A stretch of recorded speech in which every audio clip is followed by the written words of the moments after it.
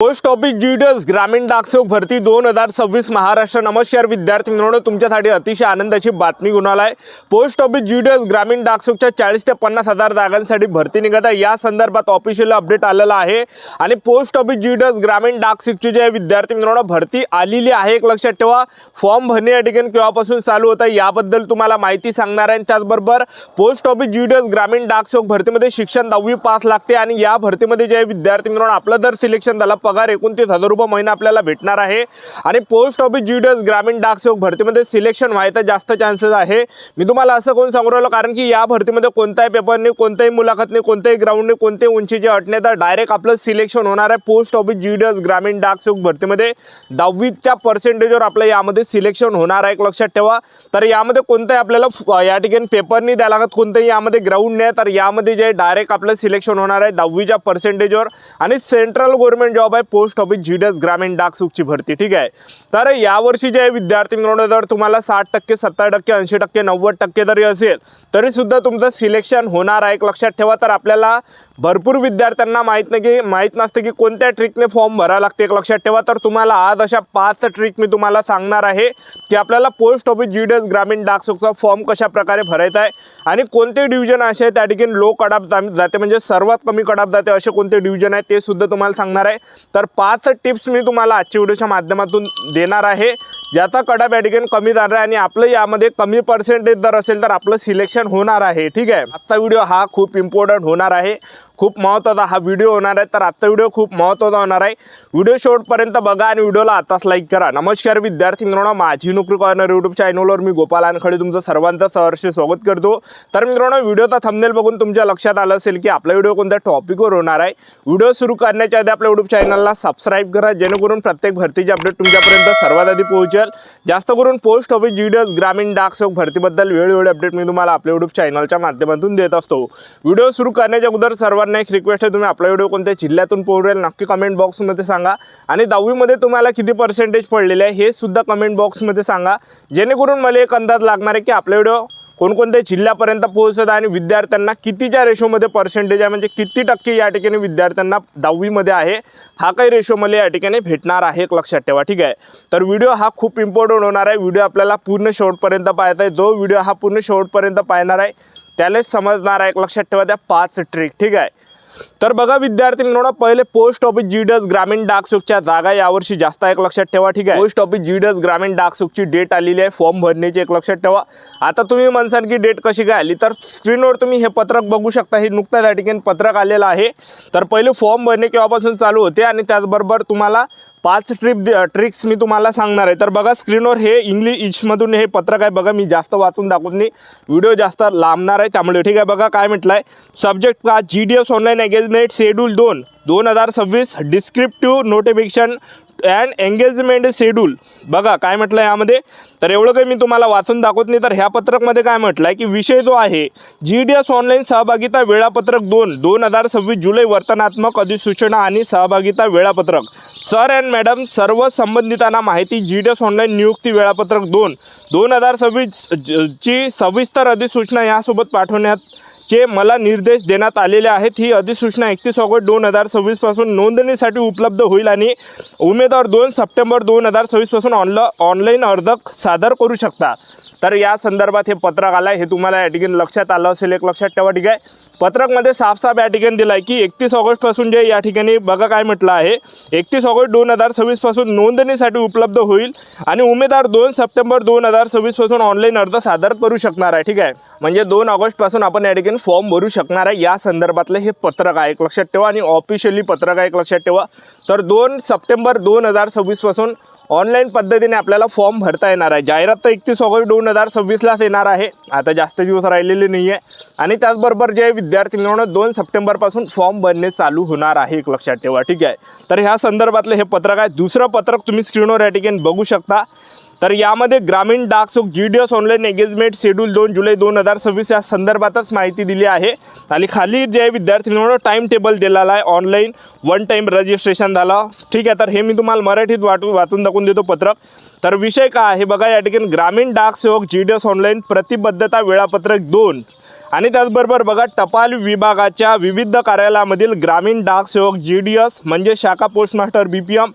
तर बघा जास्त वाचून दाखवत नाही, खाली टाईम टेबल आहे तो टाईम टेबल देतो, सांगून देतो. इथं काय म्हटलं आहे पहिल्यामध्ये ऑनलाईन एक वेळ नोंदणी म्हणजे फॉर्म भरणे या ठिकाणी 31 ऑगस्ट 2026 ते 19 सप्टेंबर 2026 पासून या ठिकाणी म्हणजे 31 ऑगस्टपासून ते 19 सप्टेंबर 2026 पर्यंत चालणार आहे.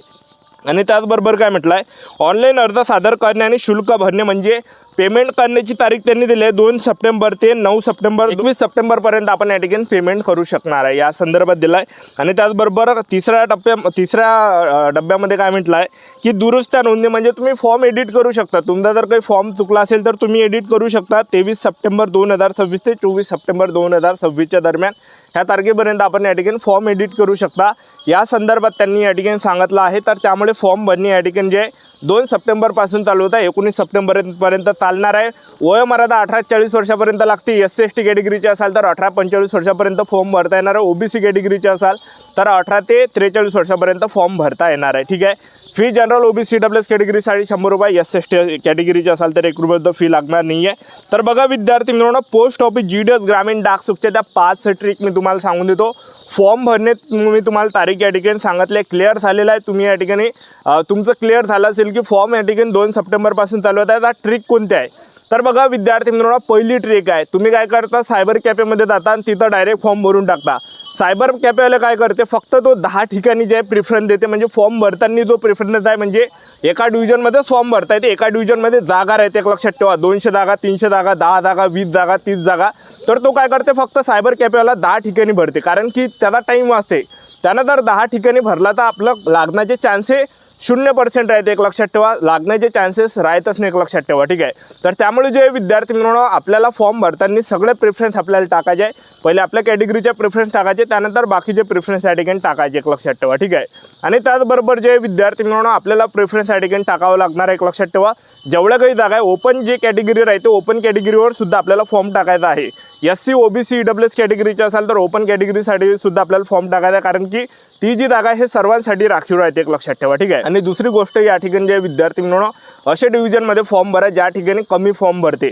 तर बघा फॉर्म कुठं भरायचा आहे तर बघा कटाप कमी कोणकोणत्या डिव्हिजनमध्ये जाते. गडचिरोली जिल्हा हा जे विद्यार्थी मित्रांनो नक्षलग्रस्त जिल्हा आहे आणि अत्यंत दुर्गम भाग येत असल्याने येथे अनेक विद्यार्थी फॉर्म भरत नाही, एक लक्षात ठेवा.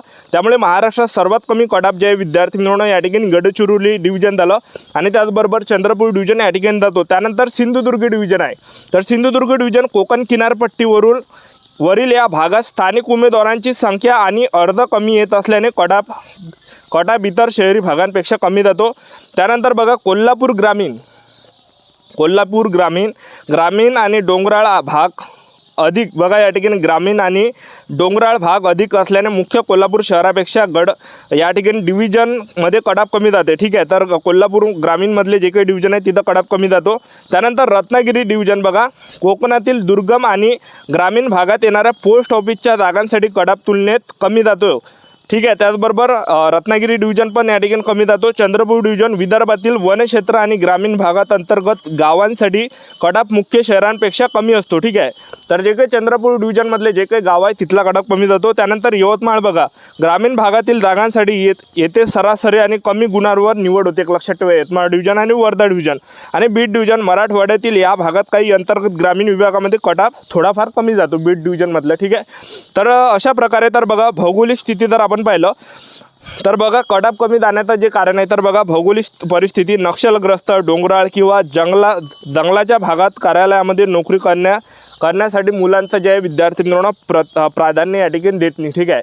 त्यांना शहरामध्ये फॉर्म ठीक आहे. तर शहरामध्ये जास्त फॉर्म भरते त्यामुळे कटाप कमी जातो तिकडला. त्याचबरोबर जागांची संख्या बघा विद्यार्थी मित्रांनो तर ज्या विभागात ग्रामीण डाक सेवकच्या BPM ABPM जागा जास्त असतात तिथं कटाप कमी जातो, एक लक्षात ठेवा. हे ट्रिक आहे.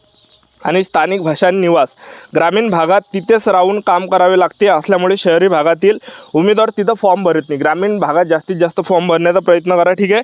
आणि त्याचबरोबर बघा विद्यार्थी मित्रांनो जे काही शहर आहे ते पुणे झालं. ठीक आहे. त्याचबरोबर अमरावती झालं. ठीक आहे. जे काही सेफ जिल्हे आहे तर त्या ठिकाणी कटाप जास्त नेहमी जातो, कारण की तिथं जास्त विद्यार्थी प्राधान्य देते, तिथं जास्त विद्यार्थ्यांना आवडते, एक लक्षात ठेवा. ठीक आहे. आणखीन कोणते असे डिव्हिजन आहे ज्या ठिकाणी कटाप कमी जाते ते तुम्हाला सांगून देतो. मुंबईमधले जे काही डिव्हिजन आहे मुंबई उपनगर झालं. ठीक आहे. मुंबई वेस्ट झालं. मुंबई नॉर्थ वेस्ट झालं, मुंबई नॉर्थ ईस्ट झालं, तर मुंबईतले जे काही डिव्हिजन आहे तिथं कट ऑफ कमी जातो, कारण की तिथं महागाई जास्त राहते आणि त्या ठिकाणी हे काही कारण आहे, त्याच्यामुळे विद्यार्थी इथं फॉर्म भरते मुंबईसारख्या ठिकाणी. आणि त्याचबरोबर पालघर डिव्हिजनमध्ये कट ऑफ कमी जातो, त्याचबरोबर गोवा डिव्हिजनमध्ये कट ऑफ कमी जातो आणि Miraj division, Bhusawal division, Wardha division, तर हे काही डिव्हिजन मी तुम्हाला सांगितलं आहे. रायगड झालं, रत्नागिरी झालं, ठीक आहे, मिरज झालं, या डिव्हिजनसाठी ज्या विद्यार्थी मिळवणं कट ऑफ कमी जाते. हे काही ट्रेक आहे, तर फॉर्म भरायच्या वेळेस आपल्याला चांगल्या पद्धतीने फॉर्म भरायचा आहे, आपल्याला काही चुकवायचं नाही आहे. तर आपलं यूट्यूब चॅनल सबस्क्राईब करून ठेवा, वेळोवेळी अपडेट देत राहणार आहे पोस्ट ऑफिस GDS ग्रामीण डाक सेवक भरतीबद्दल. आजच्या तारीखच थांबतो, व्हिडिओ नेक्स्ट व्हिडिओमध्ये. जय हिंद, जय भारत.